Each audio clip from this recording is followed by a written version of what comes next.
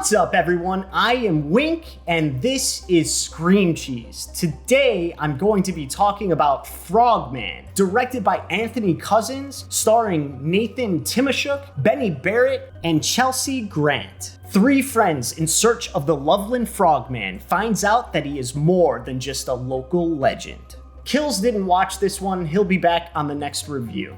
All right, so Frogman. Did I love it? No. Did I like it? Yeah, I think I kind of did. This one is a very stereotypical found footage film. It feels even more than inspired by the Blair Witch Project. It's actually like following directly in its footsteps, using all the kind of stereotypical elements that found footage films do today, whether it's the shaky cam, kind of the low res video, static transitions that cover cuts and help them move the story along, and just people generally do the things that people do in found footage films in Frogman. So do they add anything new to kind of the found footage genre? Not really, but everything they set out to do, they do pretty well. The cast were all capable actors, they were likable, though I will say they had kind of inconsistent performances throughout the movie. The suspense is there when it's supposed to be, but I would say the kind of interpersonal drama that they use to drive the plot, besides like the Frogman narrative, is a little basic. It's pretty thin, but that's again something you can kind of expect from this genre. When it comes to found footage films, this is just a vessel to get us creeped out, to give a little suspense, and usually in today's day and age, if you're not adding something new, like giving a really clever turn in how you're doing the found footage, you're kind of just waiting for the reveal, whatever it is that these characters are getting into. So in Frogman, obviously, we kind of know what the reveal is supposed to be. And I think it was actually kind of worth it on this one. I assume we've got a really low budget film here, but it seems like for the reveal, for the thing that we're all here for, they really kind of gave it their all. They put kind of everything into it, and I think it succeeds there. For me, at least, it was worth the journey. I will say I was kind of disappointed when I started the movie and found out that it was a found footage movie. When I saw the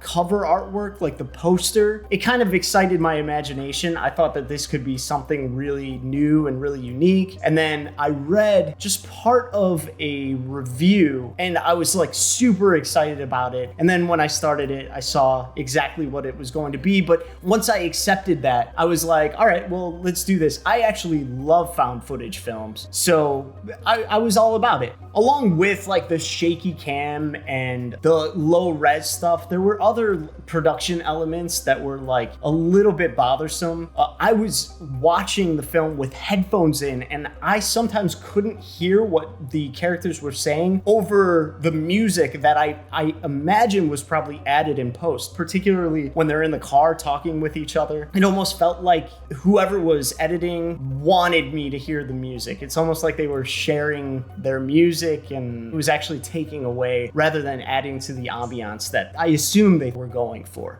Since watching this film, I saw some reviews that said that they had found out about this film from TikTok and they were super let down. They hated the whole way through. And it made me realize like this movie is definitely not for everyone. Like I said, I liked it. So like I would say if you're a person that like wants to see every horror movie or is particularly into found footage, obviously this one's for you. I would also say like people who are maybe easily scared, this would be good for. Not to be like negative, this would be kind of a great introductory horror found footage film for like a 13-year-old, 14-year-old kind of like slumber party deal. But if you rely on like truly Hollywood level production to enjoy a horror movie, this definitely isn't going to be for you. And if somebody led you to it telling you, oh my God, you're gonna be like super scared by it, or the reveal is so cool, that's gonna feel pretty misleading. But if somebody tells you, hey, this is a paint by numbers found footage film with a pretty cool reveal, it's a low budget, but the people who made it obviously really care about the film, and it still appeals to you then